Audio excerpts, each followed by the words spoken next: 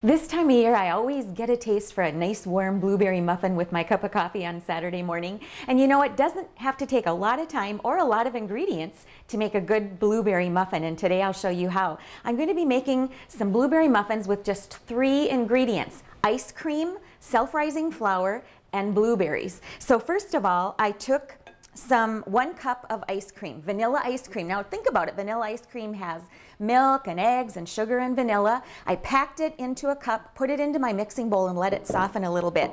And then I've measured out 1 cup of self-rising flour. Self-rising flour is just an all-purpose flour that's already had some leavening agents added to it. So it has baking powder and salt already added.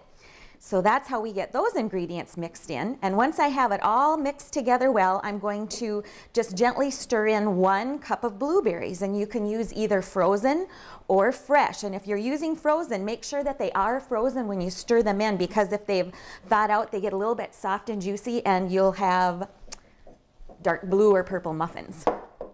I've added, very gently, stirred in my frozen blueberries, and now I've lined my muffin tin with some paper liners, and this makes just 6 muffins. So I'm going to use my middle 6 little muffin cups, and then the empty ones I'm going to put a little bit of water in the bottom of each one so that it doesn't start getting burned and brown while it's baking in the oven, just totally empty.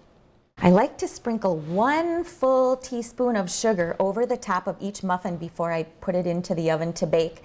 At 375 degrees, it'll take about probably 25 minutes.